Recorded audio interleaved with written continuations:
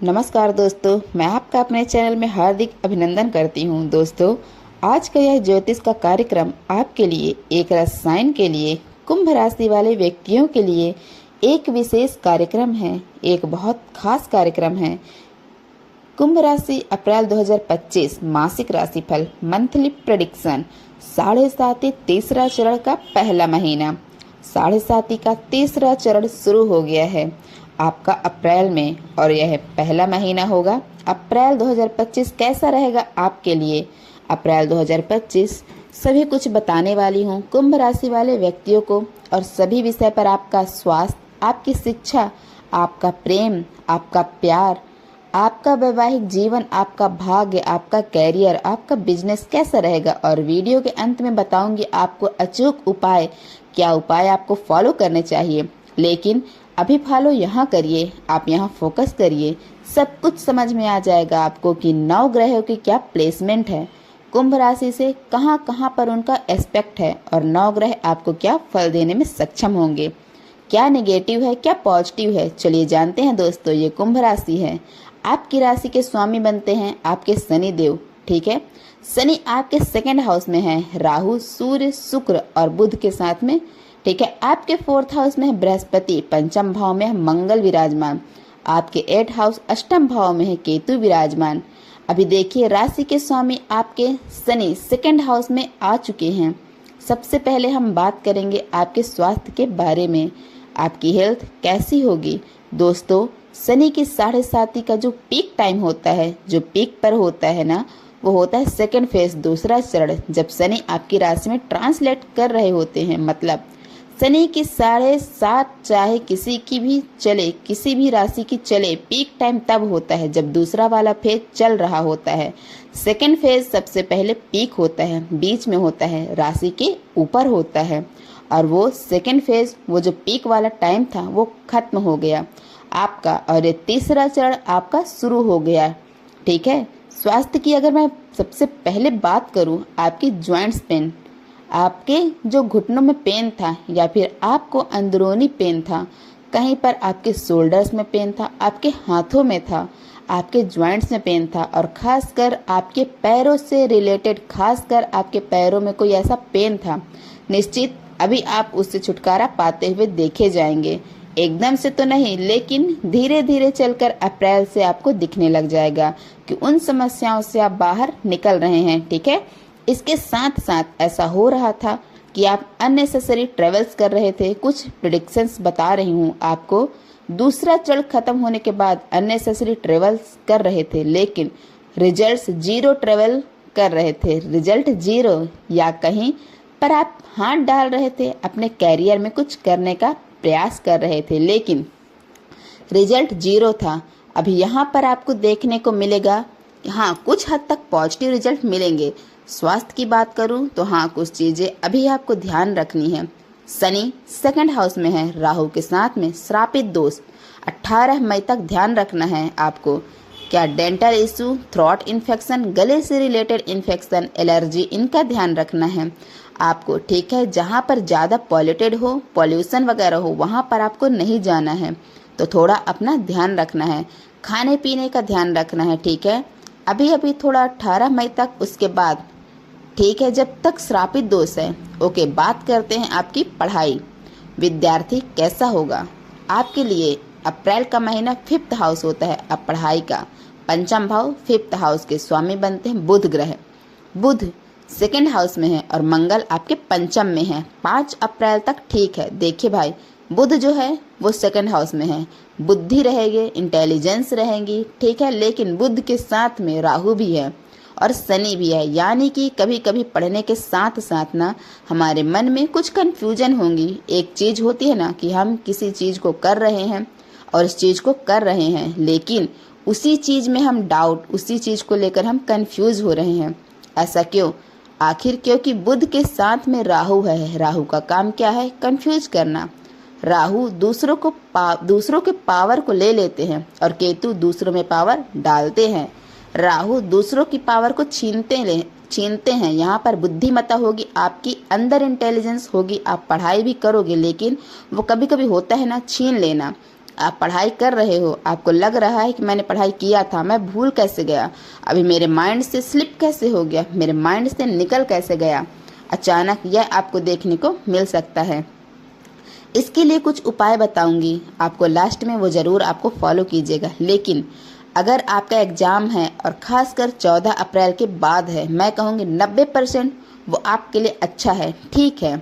और अगर आप कुछ एग्ज़ाम देना भी चाहते हैं, कोई फॉर्म फिल करना चाहते हैं, पढ़ाई से रिलेटेड एडमिशन करवाने की सोच रहे हैं, तो यह महीना आपके लिए अच्छा है।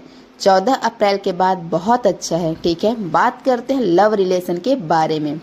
जरा प्रेम प्यार कैसा होगा आपका, 5th हाउस ही होता है दोस्तों।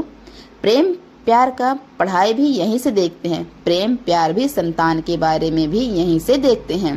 पंचम भाव से 5th हाउस में मंगल हैं 5 अप्रैल तक और बुध शनि के साथ में। हाँ देखिए, अब जो फर्स्ट लॉर्ड है शनि और जो 5th लॉर्ड है बुध, दोनों साथ में 2nd हाउस में। अगर आप गुस्सा करोगे तो मैं मना लूंगी और अगर मैं गुस्सा करूं तो तुम मना लेना। ऐसा मैं क्यों बोल रही हूं?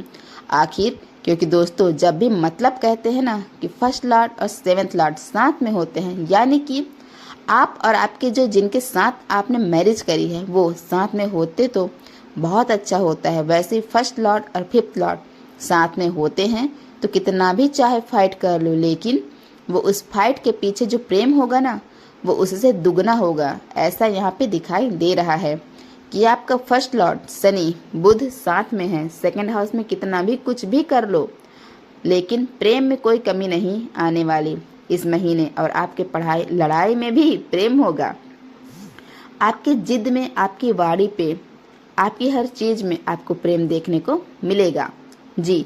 क्योंकि शनि के साथ में आप बुध, लेकिन फिर राहु क्या कर रहे हैं साथ में बैठ के? राहु कंफ्यूजन क्रिएट कर देते हैं, कभी कभी एक शंका क्रिएट कर देते हैं। तो बस उसको दूर हटाना होगा आपको। और कोई भी चीज अगर आपके बीच में आ रही है तो उसको बीच में आने ही मत दीजिए, आप उसको पहले ही रोक लीजिए, वह ज्यादा बेटर होगा, ठीक है। बात करते हैं वैवाहिक जीवन के बारे में। मैरिड लाइफ, 7th लॉर्ड सूर्य 2nd हाउस में, 7th हाउस होता है मैरिज का, लाइफ पार्टनर का। सूर्य के साथ में शनि है, ओके। यह तो वाली बात हो गई जी कि मैं तो जो हूँ शेर हूँ और तुम सवा शेर हो, क्योंकि शनि और सूर्य हालांकि साथ में तो हैं, लेकिन राहु भी है और सूर्य यहाँ आने वाले हैं 14 से 15 अप्रैल के बाद। मैरिड लाइफ बेटर है, अच्छी है, लेकिन आपके जो पार्टनर उनके ट्रेवल देखे जा सकते हैं या फिर काम का थोड़ा सा प्रेशर बढ़ सकता है, लेकिन जो वो काम का प्रेशर होगा ना, वो उनके सक्सेस की तरफ होगा, उनके बेनिफिशियल की तरफ होगा, ऐसा दिखाई दे रहा है। और 14 से 15 अप्रैल के बाद बेटर है। मतलब बात करते हैं सबसे महत्वपूर्ण विषय पर, भाग, करियर, बिजनेस। यह स्थान दोस्तों भाग्य का है, 9th हाउस यह भाग्य का है। यह 9th हाउस होता है करियर का। भाग्य के स्वामी शुक्र उच्च के होकर बैठे 2nd हाउस में। मैं कहूंगी भाग्य 7वें आसमान में, 7 में 7 और जोड़ लीजिए, बहुत अच्छा भाग्य है आपका इस महीने। क्योंकि भाग्य के स्वामी शुक्र जो है वह एग्जॉल्टेड है, उच्च के होकर बैठे हैं, वो भी धन स्थान में जाकर बैठे हैं और साथ में राशि स्वामी शनि को लेकर बैठे हैं। यानी कि इस महीने आपका भाग्य अच्छा है, बहुत अच्छा है। अगर आप कुछ भी करना चाहते हैं निश्चित आप कर लीजिए, चाहे वो ट्रेडिंग हो, चाहे वो कोई इन्वेस्टमेंट हो, चाहे वो कोई मांगलिक काम हो, शुभ काम हो, नए काम की शुरुआत हो, कहीं जाना हो, कुछ भी करना हो, लेकिन आपका भाग्य आपका पूर्ण रूप से आपका साथ दे रहा है, ठीक है, बिल्कुल दे रहा है। क्योंकि शुक्र यहाँ पे उच्च के हैं, मैं कहूँगी कि बहुत अच्छा है। आपके करियर की बात करें दोस्तों, अगर मैं बात करूं तो 10th लॉर्ड मंगल 6ठे घर में आने वाले हैं, 12वें घर को देखेंगे, यानी कि 10th लॉर्ड का 12वें घर में पड़े रहना। लॉन्ग ट्रेवल, काम की वजह से ट्रेवल हो सकते हैं, दूर यात्रा हो सकती है। अगर फॉरेन जाना चाहते हैं कुछ व्यक्ति तो फॉरेन भी जा सकते हैं। मंगल आपके 6ठे घर में आएंगे तो शत्रु से थोड़ा सा दूर रहे, पॉलिटिक्स के चक्कर में ना पड़े, एनर्जेटिक रहोगे, आप नए नए काम को सीखने का प्रयास करोगे। आप मंगल है 6ठे घर में, ठीक है, लेकिन मंगल देखेंगे 1st हाउस को, तो आप अपने काम में, अपने वर्किंग प्लेस में, अपने एनवायरनमेंट पर गुस्सा ना दिखाएं, अग्रेसन ना दिखाएं, और जो भी आपको प्रेजेंटेशन देनी है उसको बहुत ही पोलाइट तरीके से दीजिए। आप कहीं पर भी आप काम करते हैं, जैसा भी आपका काम है, आपको बहुत पोलाइट रहना होगा, ठीक है। बाकी एनर्जेटिक रहोगे आप। कॉन्फिडेंस अच्छा होगा। 14 अप्रैल के बाद आपका कामकाज और ज़्यादा बेटर हो जाएगा, आपका करियर और इम्प्रूव होगा।